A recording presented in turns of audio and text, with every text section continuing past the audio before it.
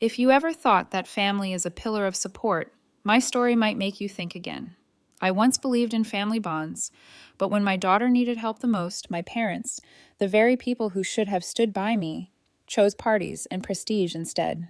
Now, after losing everything, they come back begging for my help, but I am no longer the weak woman I used to be. I am Audrey, 32, and the owner of a small interior design company in Austin, Texas. I'm not wealthy, but I'm not struggling either. I earn enough to care for my husband, Paul, and my 8-year-old daughter, Lily. I work hard to maintain a stable life, not extravagant, but free from the daily worries of making ends meet. My family isn't part of the upper class, but my parents, Martin and Linda, have always wanted to appear that way. They run a well-known family-owned furniture store, not rich, but well off enough to afford a spacious home, nice cars, and weekend parties with friends. To them, success isn't measured by happiness, but by how others perceive them. I'm their eldest daughter. My younger brother, Ryan, is just 2 years behind me. Even as a child, I could feel the favoritism. If I got an A, my parents would nod, saying it was expected. But if Ryan got a B+, they'd celebrate with a cake. When I went to college, they barely acknowledged it. But when it was Ryan's turn, they threw a huge farewell party for him, even though he was only attending a local school. Growing up in that environment, I quickly learned I couldn't rely on my family. I threw myself into work, became independent, and built everything from scratch. I never expected anything from my parents, but even then, I could have never imagined the day they would choose a party over their granddaughter's life. After graduating from college, I worked at a small interior design firm in Austin, starting as a design assistant. The job wasn't glamorous, but I loved it. Every blueprint, every little detail in a space gave me the satisfaction of creating something meaningful. 2 years later, after gaining enough experience, I decided to branch out and start my own interior design company. It wasn't big, but it allowed me to be independent and follow my passion. That was when I met Paul. It was a sunny September afternoon. I was managing my small furniture store, busy rearranging the space while checking inventory. He walked in, looking for a reading chair. At first, I thought he was just another customer, but somehow we sat down and talked for an hour about books, music, dreams, and unfinished plans. A year later, we got married. Then came Lily, a small, lively girl with bright, sparkling eyes like her father. Paul and I thought nothing could break our happiness. When Lily was born, we weren't rich, but we had enough. I ran a small interior design company, and Paul was a preschool teacher. Life was busy, but fulfilling. But there was one thing we were too careless about: health insurance. At the time, as a small business owner, I didn't have employer-provided insurance. Private insurance plans were expensive, and since we were all healthy, we decided to put it off until we were more financially stable, a decision I would regret for the rest of my life. Lily was always full of energy, but one winter evening, 5 years ago, when she was just 3, I noticed something was wrong. She had a persistent cough at night. At first, Paul and I thought it was just a cold, but the cough didn't go away. After a few weeks, it got worse. She became fatigued, lost her appetite, had a low-grade fever that wouldn't break, and sometimes she would suddenly stop playing to catch her breath. One afternoon, while Paul was playing with her in the living room, Lily suddenly collapsed. "Daddy, I'm so tired." Paul panicked, scooping her up and calling me immediately. I rushed over to see my daughter breathing rapidly, her eyes unfocused. Without hesitation, I carried her to the car and drove straight to the emergency room. His expression was tense when the doctor returned with the CT scan results. "Mrs. Audrey, we've discovered a congenital abnormality in Lily's lung. It's compressing her airway, and she needs surgery immediately before her condition worsens." The ground beneath me collapsed. A 3-year-old. A lung mass. How could this be happening to my child? But the biggest shock was yet to come. The doctor led me to the hospital's billing office, where I was handed a bill for $120,000. "We can proceed with the surgery immediately, but the hospital needs assurance that you can cover the costs. Do you have insurance?" I didn't. At that moment, I realized how terrible a mistake it was to delay getting insurance, thinking we didn't need it. And now my daughter was paying the price for that mistake. I gripped Paul's hand, trying not to panic. "We'll find a way to get the money. Just save my daughter." But how was I supposed to come up with $120,000 in such a short time? And when I thought of my parents, a small part of me still hoped. But I never expected them to disappoint me more than ever. I didn't expect them to embrace me and say, "We'll take care of everything." but at the very least, I hoped they would help somehow. Lily was their granddaughter. How could a grandfather and grandmother stand by and do nothing when their grandchild was standing at the edge of life and death? I drove to my parents' house, my heart heavy. When I stepped in, I realized they were busy hosting a party. The house was packed with guests. Live music played and wine glasses shimmered. In the hands of elegantly dressed people, the scent of expensive perfume mixed with the aroma of gourmet food. A celebration for Ryan's upcoming wedding. They were celebrating. Meanwhile, I was desperate, begging for my daughter's life. I walked up to my parents, trying to stay calm. "Mom, Dad, I need to talk to you. It's urgent." My mother frowned, gesturing for me to wait before returning to chatting with guests. I had to repeat myself. My voice was no longer steady.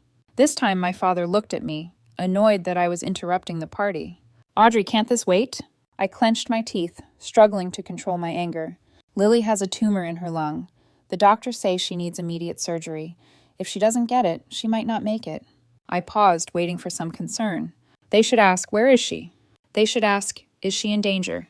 They should ask, "What did the doctor say?" But there was nothing. Not a single question about Lily's condition. Not even a flicker of worry on their faces.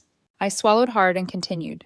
"The hospital requires a $120,000 payment before they can proceed with the surgery. I've tried everything but can't come up with that amount quickly. Can you help me? I don't need the full amount, just enough so they can operate immediately." I looked at them, waiting for even a sliver of hope. My mother set down her wine glass and sighed. "Audrey, we've already planned Ryan's wedding. We can't cancel or postpone it now." I blinked, unable to believe what I had just heard. My father crossed his arms, his voice as emotionless as an investor calculating profits. "We've already spent $300,000 on his wedding. If we give you that money now, the wedding won't happen." I stared at them, feeling a cold numbness spread through me. They had spent $300,000 on a lavish wedding for Ryan, yet they wouldn't spare a dime to save Lily's life. I turned to Ryan, my younger brother, the one I had always protected, helped, and supported. He stood there in a tailored suit, champagne glass in hand, looking at me as if I were an inconvenience. I abandoned my pride. I dropped to my knees, right in the middle of the crowded party. "Ryan, I'm begging you. Just help with a small part. I'll pay you back. But Lily, she will die without this money." I looked into his eyes, hoping some humanity was still left in him. But he took a step back, as if I were some filthy beggar. He scoffed. "You think I'm going to cancel my wedding over this?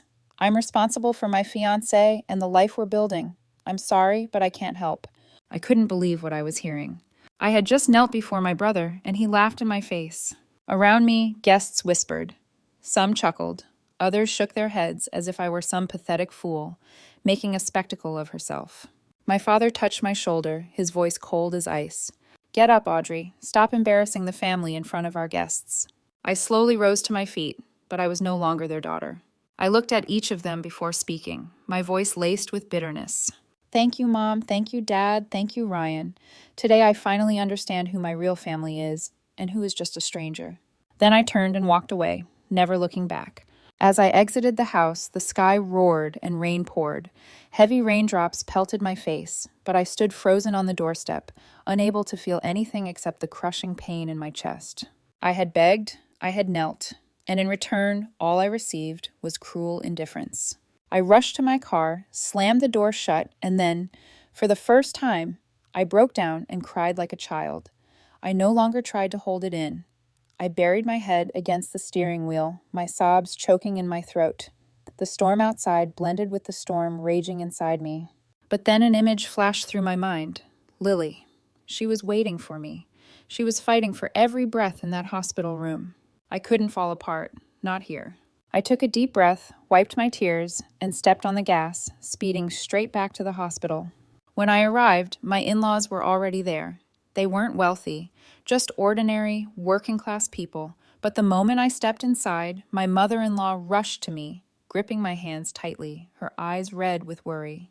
"Audrey, why are you soaked? Did you talk to your parents? Will they help?" I couldn't answer, but she only needed to look into my eyes to understand. My father-in-law quietly placed a hand on my shoulder.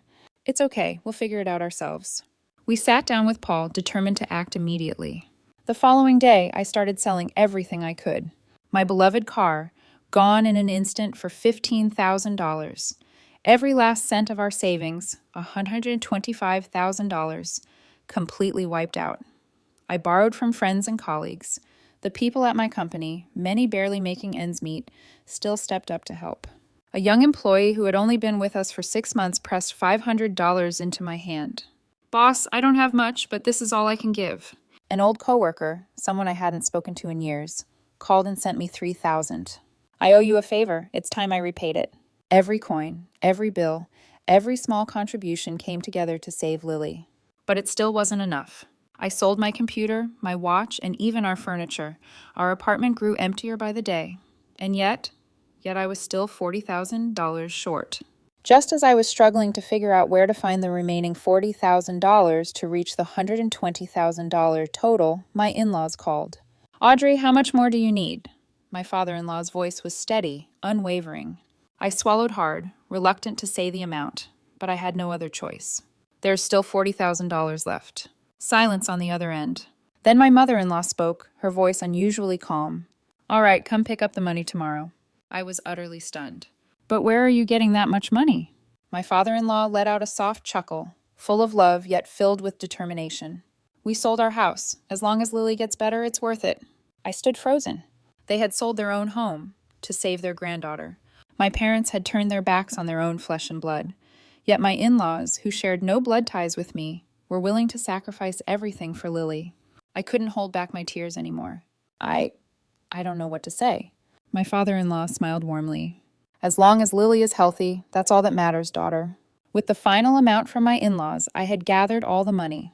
Lily's surgery was a success.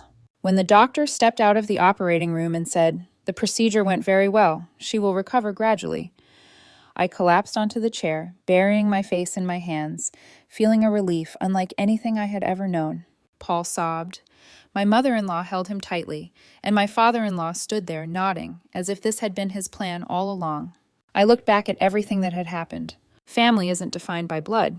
Family comprises those who stand by you in your darkest moments.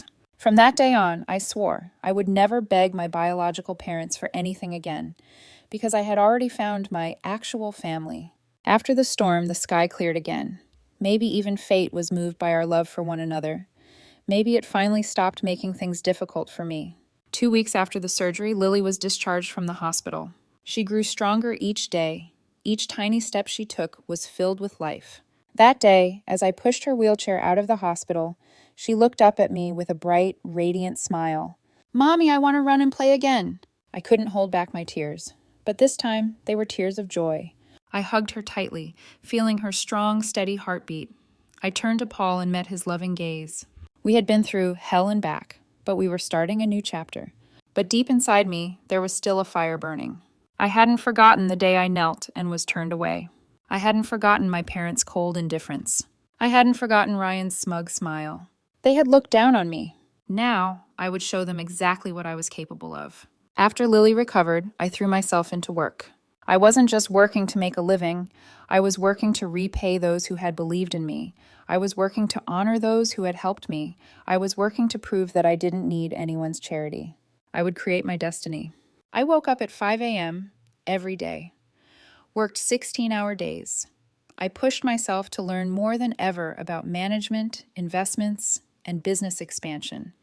I wasn't just doing interior design anymore. I started taking on more significant projects: hotels, shopping centers, office buildings. I never turned down an opportunity. Sleepless nights, chasing deadlines, endless meetings with clients, high-stakes negotiations. Every challenge fueled the fire burning inside me. And then everything started to change. 1 year after Lily was discharged, I landed the most significant contract of my career, a $2 million interior design project for a major real estate corporation. 3 years later, my company had grown fivefold. What was once a small business with just a handful of employees had now become one of the leading interior design firms in the region. My name started appearing in business magazines.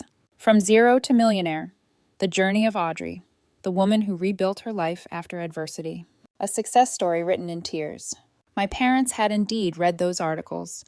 They had seen me on television, speaking at entrepreneurial conferences. But this time, I was no longer Audrey, the daughter who needed their help.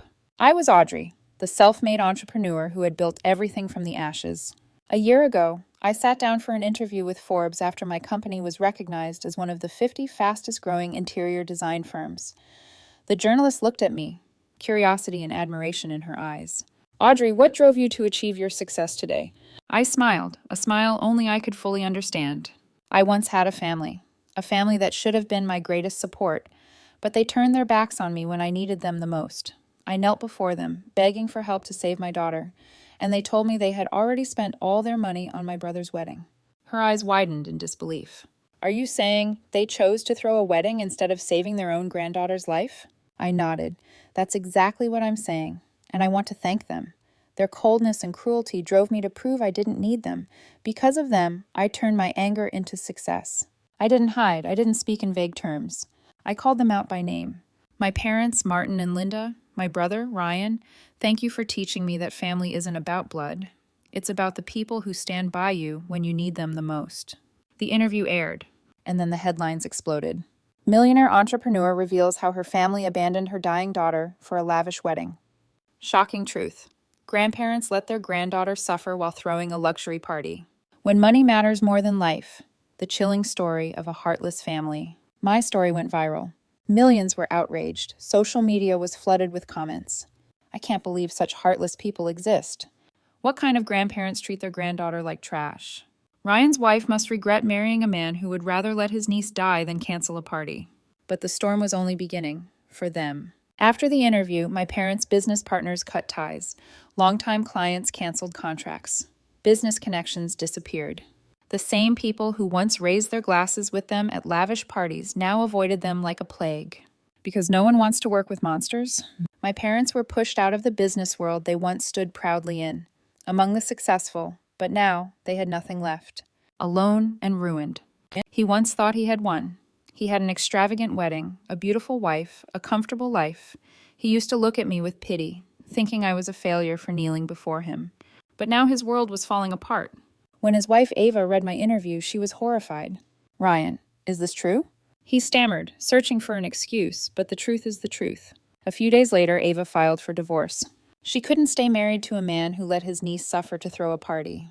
Ryan lost everything. A marriage built on cold-heartedness was never going to last. And in the end, the heartless ones were left with nothing but themselves. Years ago, I had knelt before them, begging for help. They had laughed at me and told me I wasn't worth more than a party. But now, it was the world that had turned its back on them. And I had no regrets. Success wasn't just a sweet revenge against those who had turned their backs on me. It was also an opportunity to repay the people who had believed in me and stood by me during my darkest moments. I returned to my friends, colleagues, and employees, the ones who had given every last dollar to help save Lily. I wanted to help them, to give back tenfold what they had given me. I called them to my office, handing them thick envelopes of cash. Some, I even offered to pay off their debts or invest in their dreams. But they refused. They just smiled, their eyes warm, just like the day they had placed their last savings into my hands. "Boss, you don't need to do this. You've done something that not everyone can do. Overcome everything. We helped you because we believed in you, not because we expected anything in return." I couldn't find the words to respond. All I could do was grip their hands tightly, grateful beyond words. Because these were the people who had shown me what true family meant. But there was one thing I couldn't let go. My in-laws. They had sold their home to save Lily, willingly choosing to live in a rental. And I couldn't let that sacrifice go unanswered. After Lily was discharged, I spent an entire year working to restore what they had lost. I secretly tracked down the new owner of their former house. I negotiated, I made offers, and eventually I repurchased it. The day I handed them the keys, my mother-in-law froze, her eyes welling with tears. "Audrey, how?" I smiled, placing a hand on her shoulder. "You gave me everything when I had nothing. This is the least I can do to repay you." My father-in-law stood silent for a moment, then clapped a firm hand on my shoulder, his eyes filled with pride. "I never once doubted you, daughter." We all sat together that night for an authentic family dinner, something I hadn't felt in a long time. 5 years after Lily's hospitalization, as our family prepared to welcome a new member, I decided it was time for a change. I bought a bigger home, not just for Paul, Lily, and our soon-to-be-born baby, but also so my in-laws could move in with us. They gave me a home when I had lost everything. Now, I wanted them to have a life where they no longer had to worry about anything. Lily was overjoyed to learn she was going to have a sibling. But when I told her that her grandparents would be living with us, she jumped up and hugged me tightly. "Mommy, I'll get to see Grandma and Grandpa every day." I smiled, ruffling her hair. "That's right, sweetheart. They'll always be here with you." Watching Lily's radiant smile, I felt it deep in my heart. Everything had finally come full circle. I thought I would never see my parents again. But unexpectedly, a month ago, while I was in my office reviewing contracts for a new project, my phone rang. An unknown number. I hesitated for a moment but picked up. "Audrey, it's Mom." That voice. The voice I hadn't heard in years. The voice of the woman who had watched me kneel in desperation and turned her back on me. And now that same voice carried regret and pleading. Can you help us?" I didn't say a word. She let out a shaky breath before continuing, her voice trembling. We're in trouble. We mortgaged the house, and now the bank is about to seize it. We need $200,000 to keep it." $200,000. I remembered that day when I needed just $120,000 to save my daughter's life, and they had chosen a party over their granddaughter. I remembered the moment I knelt before them, begging for help, and they refused without hesitation. I remembered my father's cold eyes, Ryan's smug smile, their voices telling me that a wedding mattered more than life. And now, when they needed me, they thought I would help. I took a deep breath, keeping my voice calm. "Mom, do you remember the day I came begging for your help?" Silence. "That day I knelt in front of you and Dad. I told you that without the money, Lily might die. Do you remember?" Her voice cracked. "I remember. But you refused. You said Ryan's wedding was more important. You let me walk away without a second thought." She started sobbing. "I know I was wrong, but please, Audrey, we really need you." I let out a dry, humorless laugh. "Let me ask you this, Mom. Between a party and your house, which one is more important?" She fell silent. I continued. "That day you chose a party over saving your granddaughter, and today, after losing everything, you think I would choose to save you?" She sobbed harder. "But we're family, Audrey. Family helps each other." "Family?" I laughed, but it was a bitter, hollow sound. "No, Mom, my real family already helped me. It was my in-laws, my colleagues, strangers who had more kindness than my own blood." She tried again, desperate. "You can't be this heartless. You can't let us lose everything." I spoke firmly. "Mom, I lost you and Dad the day you abandoned me and Lily." Then, without hesitation, I hung up. That night, after putting Lily to bed, I sat in the living room and told Paul and my in-laws everything. I told them about my mother's call, about how they were on the verge of losing their home, and about how I had refused to help them. Without hesitation. I thought Paul would agree with me, but instead he just looked at me for a long time, then gently took my hand. "Audrey, I understand why you don't want to help them, but maybe you should think about it again." I frowned, unable to believe what I was hearing. "Paul, they abandoned our daughter when she was dying. I can't just forget that." He nodded, his eyes still as soft as ever. "I know, and I'm not saying you have to forgive them, but do this, not for them, but for yourself, so that one day you won't feel any regrets or burdens weighing on you." I turned to my in-laws, expecting them to take my side, but my father-in-law shook his head and spoke calmly. "Daughter, we're not asking you to forgive them, but sometimes helping someone doesn't make you weak. It proves you're stronger than they are."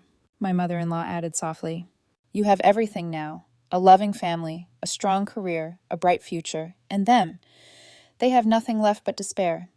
If you help them, you'll be the one who truly wins in the end."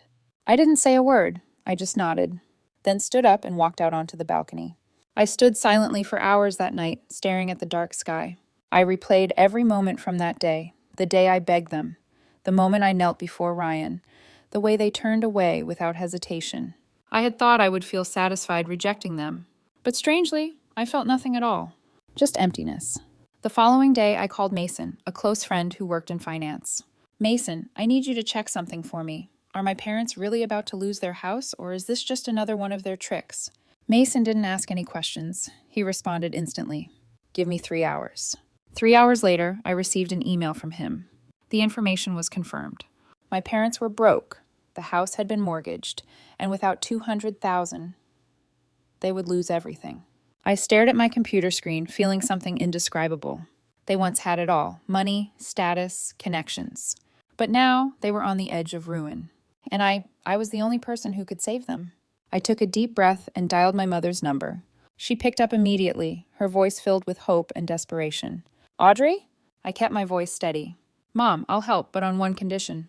Anything. Just tell me. You and Dad need to come to my company, in person. I'll give you the money directly. She was silent for a few seconds, then responded hastily. Okay, we'll come, right away. That afternoon, I sat in my office, a black suitcase neatly placed on my desk. Inside was $200,000 in cash, 20 stacks of $10,000 each, arranged perfectly. This money meant nothing to me now. But to them, it was their last chance to hold on to the luxurious life they once worshipped. The door opened. My parents stepped in. They no longer carried the same confidence and authority they once did. My father looked gaunt, my mother worn out, her hair streaked with silver. They sat across from me, their eyes filled with hope. I said nothing. I reached forward and unlatched the suitcase, flipping it open before them. Inside, 20 neat stacks of crisp $100 bills gleamed under the office lights. My mother gasped, eyes wide. My father swallowed hard. I pushed the suitcase toward them. This is $200,000, enough to save your house. My father snapped the case shut immediately, clutching it like a lifeline, nodding repeatedly. Thank you, Audrey. Thank you. You finally understand how important family is. I let out a cold chuckle. No, Dad, you're wrong. Family is important, just not this one. Their faces stiffened. I leaned back in my chair, crossing my arms, staring them down. Do you know why I'm giving you this money today? My mother shook her head. My father stayed silent. It's not because I pity you. It's not because I want to reconnect. I want you to understand one thing. I tapped my fingers against the desk, my voice ice cold. From this moment forward, you are no longer part of my life. The moment you walk out of this room, consider me dead. My mother broke into sobs while my father clutched the suitcase tighter, his face pale. Audrey, don't do this. We're family. I smirked, repeating the very words they once told me. You're smart, aren't you? You always know how to handle things, don't you? You can figure it out on your own, right? My father pressed his lips into a tight line. My mother cried uncontrollably. But I felt nothing. I stood up, looked at them one last time, then nodded to security. They can leave now. The guards opened the door, gesturing for them to step out. They clutched the suitcase tightly, speechless. The door closed behind them. And I knew this was the last time we would ever exist in each other's lives. My parents walked away, clutching a suitcase filled with $200,000. But they left behind any relationship they had with me. I thought I would feel relief. But strangely enough, I felt nothing at all. No joy, no satisfaction, no anger. It was just an ending. But one thing I knew for sure, this wouldn't be the last time I heard from them. They had lost everything, and I was still the only lifeline they had left. I knew they'd be back. Maybe in a year, maybe 2. Maybe next time they'll say they need more money to survive. Maybe Ryan will call, saying he's in serious trouble. Maybe they'll use tears, promises, and every trick they have to try and pull me back in. But should I let that happen? And now I want to ask you, my audience. Did I do the right thing? Should I give them one more chance? Or is cutting ties entirely the best choice? If it were you, what would you do if the people who once abandoned you came back begging for help? Leave your thoughts in the comments below. I want to hear your voice. And if you enjoy stories like this, hit that subscribe button so you don't miss the next one. Thanks for watching, and I'll see you in the following story. Have a great day.